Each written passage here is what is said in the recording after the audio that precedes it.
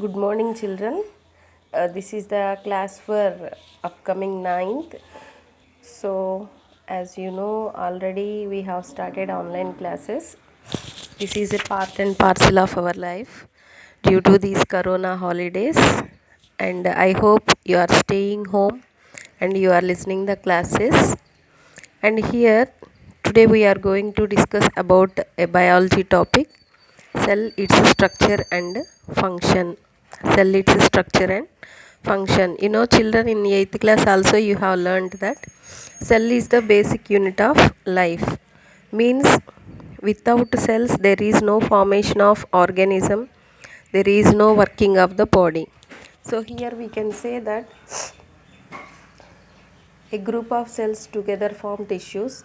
A group of tissues together form organs. A group of organs together form organ systems. All the organ systems together form organism. This organism may be a plant, animal, or a human being, or any microbe. Okay, and also we have observed onion cells and cheek cells in last year classes. So if you see here, onion cells, they are rectangular in shape. Cheek cells are circular in shape. And if you see another examples, nerve cells, they are elongated shape. Muscle cells, spindle shape. Bone cells, star shape. And if you see the structure of a cell, there will be cell organelles, cell wall, cytoplasm, nucleus, and remaining cell organs are present. If you see the structure of a cell, plant cell and animal cell, there are many differences as you studied already. Okay, so there are minor differences, but majorly they are similar in their structure. Here they gave some questions. What common features do you see in both cells? Here we have to write cytoplasm and some of the cell organelles. What organelle are found exclusively in plants? Plants are green color because of the chlorophyll pigment, because of chloroplast plastid.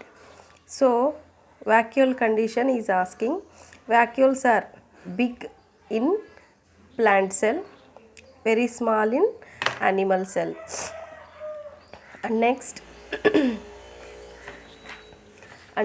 if you see the differences between a plant cell and animal cell, first and primary most thing is cell wall. Cell wall is present in only in plant cell. Chloroplast also present only in plant cell. And these two are absent in animal cell. Here in the diagram they gave wrong. So we have to strike it. Presence of cell wall, presence of chloroplast. And next one is large vacuole is present in the plant cell, whereas in animal cell it is absent and negligible in size. And then fourth important thing is in animal cell there will be centrioles. Centrioles, they participate in cell division. They participate in cell division. Okay.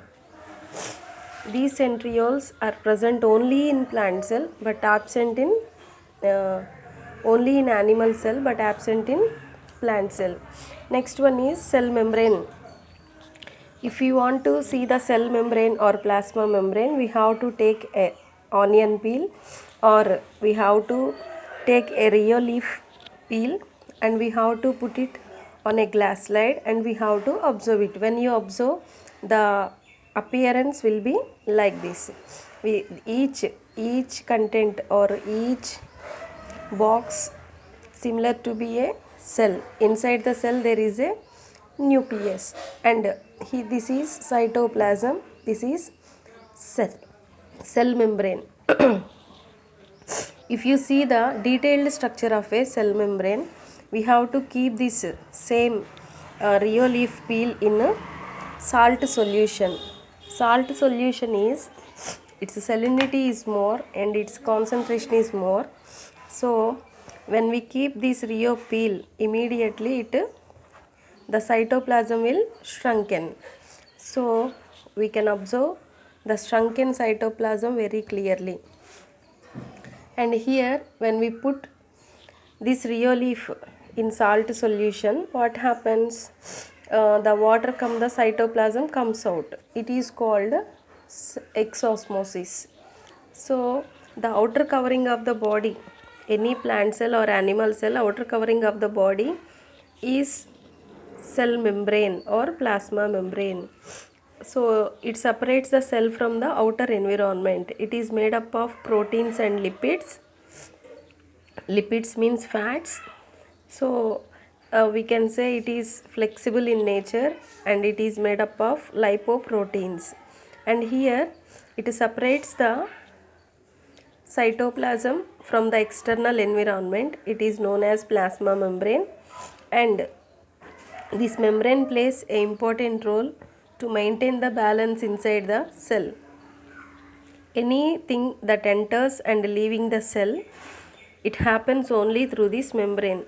See children, it doesn't allow all the materials, it allows only some of the materials. It selects the materials to allow it. So it is called selectively permeable membrane. And about this cell membrane, we'll come to know in detail in fourth lesson. What we say, movement of materials across the membrane. And the next one, the major difference between plant cell and animal cell is cell wall. So here cell membrane is flexible in nature, cell wall is tough in nature, but it is flexible because of the porous layer. Porous means pores. And also here it provides protection. Actually previously scientists, they believed that it is inactive, but after many experiments they came to know that cell wall is playing a major role in plant cell for growth and development. It exerts outward pressure to resist the it exerts inward pressure to resist the outward direction, which is created by the cell sap. Cell sap means the liquid portion present in the cell, that is called cytoplasm, so that plant cell can withstand with much greater changes in surrounding medium than in animal cell. Means when you pour buckets of water, plant cells are taking, but they are not bursting out because of the presence of cell wall. Here cell is discovered by Robert Hooke in the year 1665. First he has discussed, or he has discovered in the cells of bark.